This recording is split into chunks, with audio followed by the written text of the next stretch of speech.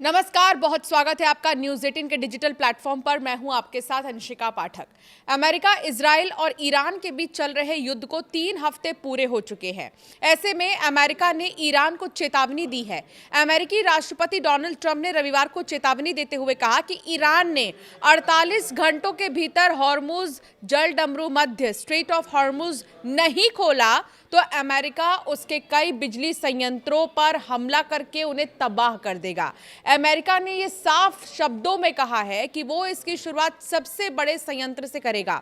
Iran Israel युद्ध खत्म होने के संकेतों के बीच अमेरिकी राष्ट्रपति डोनाल्ड ट्रंप ने एक बार फिर से ईरान को यह धमकी दी है। जी हां, ट्रंप ने यह साफ कह दिया है कि स्ट्रेट ऑफ हॉर्मुज को 48 घंटे के अंदर खोलना है। अगर नहीं खोला तो बड़ा हमला होगा, बहुत बड़ा हमला कि ईरान जिंदगी भर याद रखेगा। ट्रंप ने यह भी कहा है कि अगर ईरान ने यह नहीं किया तो अमेरिका अलग अलग पावर प्लांट पर हमला कर उन्हें तबाह कर देगा। इसके अलावा दक्षिणी इजराइल के 2 शहरों अराद और डिमोना में ईरान ने मिसाइल हमले किए हैं। इस हमले में 100 से ज्यादा लोग जो है घायल हो गए हैं, जिनमें 10 की स्थिति बहुत गंभीर बनी है। ट्रुथ सोशल पर एक पोस्ट में ट्रंप ने ईरान से उस जरूरी रास्ते को खोलने की अपील की जिसे ईरान पर अमेरिका इजराइल के हमले और उसके जवाब में ईरान के जवाबी हमलों की शुरुआत के बाद से ईरानी सेनाओं ने पूरी तरह से रोक रखा है।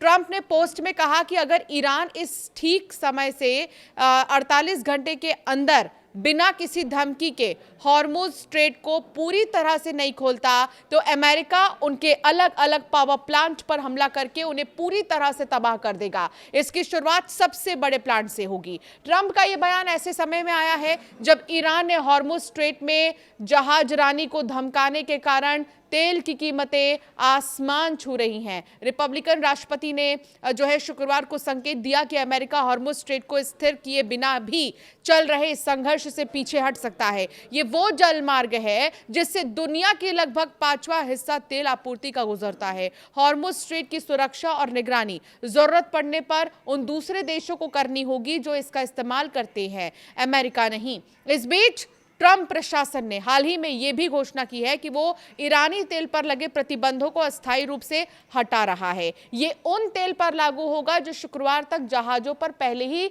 लादा जा चुका है। ट्रेजरी सेक्रेटरी स्कॉट बेसेंट ने एक्स पर एक पोस्ट किया और इस छूट से वैश्विक बाजारों में लगभग 140 मिलियन बैरल तेल आएगा और ऊर्जा आपूर्ति पर पड़ रहे दबाव को कम करने में मदद मिलेगी। यह धमकी ऐसे समय में आई है जब संघर्ष एक नए मोड़ पर पहुंच चुका है। इजराइल के अधिकारियों ने दावा किया है कि ईरान की सेना ने पहली बार लंबी दूरी की मिसाइलें दागी है, जिससे मध्य पूर्व से बाहर भी हमलों का खतरा बढ़ चुका है। डोनाल्ड ट्रंप ने इधर स्ट्रेट ऑफ हॉर्मुज खोलने को लेकर धमकी दी, उधर ईरान ने इजराइल पर जवाबी हमला करते हुए 2 शहरों अराद और डिमोना में मिसाइल हमले किए हैं। इस हमले में 100 से भी ज्यादा लोग घायल हो गए हैं, जिनमें 10 की स्थिति गंभीर है। अराद में घायलों की संख्या 84 है तो वहीं डिमोना में 33 लोग घायल हो चुके हैं। डिमोना रणनीतिक रूप से महत्वपूर्ण है क्योंकि यहां इजराइल का एक नया परमाणु केंद्र स्थित है। दुनिया भर में यह माना जाता है कि डिमोना में वो केंद्र है जहां मध्य पूर्व का एकमात्र परमाणु शस्त्रागार मौजूद है।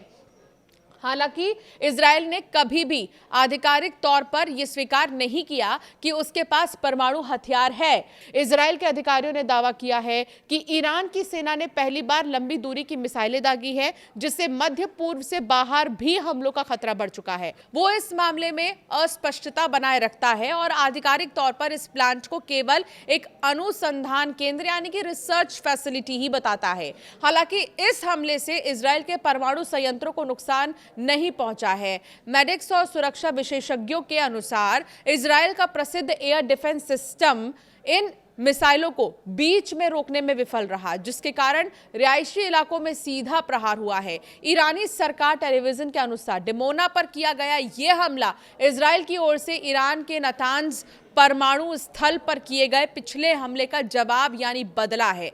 डिजिटल डेस्क नई और इसके अलावा बहुत सारे ऐसे जगह है जहां से मॉनिटर किए जा रहे हैं कि इस वक्त क्या प्लानिंग हो रही है मिडिल ईस्ट में, इस वक्त कौन कहां से क्या कर रहा है। इन तमाम चीज़ों को देखते हुए फिलहाल आपको बता दें कि ईरान, अमेरिका और इजराइल के बीच चल रहे युद्ध का असर सिर्फ तेल तक ही सीमित नहीं रहा है। हॉर्मुज जल डमरू मध्य में तनाव के कारण अब खाड़ी देशों में खाने और पीने की चीज़ों की सप्लाई भी प्रभावित हो रही है, जिससे करोड़ों लोगों पर असर पड़ सकता है। हॉर्मुज जल डमरू मध्य दुनिया के सबसे अहम समुद्री रास्तों में से एक है, जहां से करीब 20% तक तेल और गैस की सप्लाई होती है। लेकिन इसके अलावा यह रास्ता खाड़ी देशों के लिए खाने और जरूरी सामान की सप्लाई का मुख्य जरिया है। खाड़ी क्षेत्र के कई देश जैसे सऊदी अरब, यूएई और कतर अपनी जरूरत का ज्यादातर खाना विदेशों से ही मंगाते हैं। ऐसे में इस रास्ते पर रुकावट आने से उनकी सप्लाई पर सीधा असर पड़ रहा है।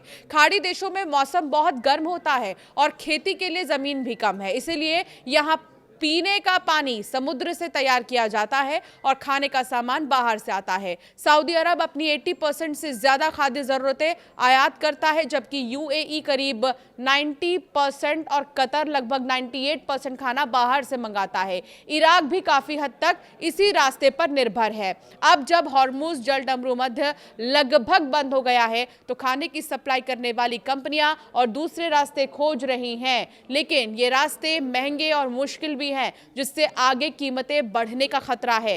खाड़ी क्षेत्रों में कई जहाज हमलों के डर से इस रास्ते से गुजरने से बच रहे हैं। युद्ध शुरू होने के बाद कई जहाजों पर हमले भी हुए हैं, जिससे जोखिम बढ़ गया है।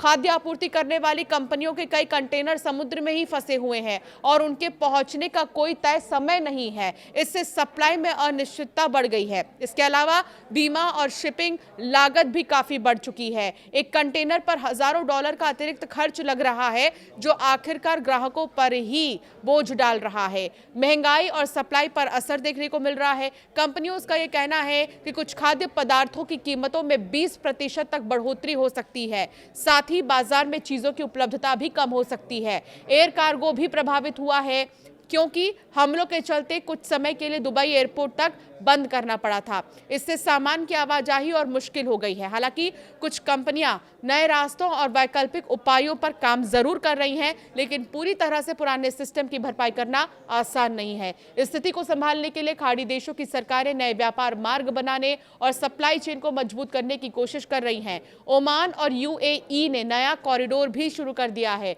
विशेषज्ञों का यह कहना है कि असली समस्या सुरक्षा की है। जब तक समुद्री रास्ते सुरक्षित नहीं होंगे, तब तक सप्लाई सामान्य नहीं हो पाएगी। कुल मिलाकर यह संकट सिर्फ तेल तक सीमित नहीं है, बल्कि इससे खाने और पीने की चीजों की सप्लाई और कीमतों पर भी बड़ा असर पड़ रहा है, जिसका असर आने वाले समय में और भी ज्यादा बढ़ सकता है।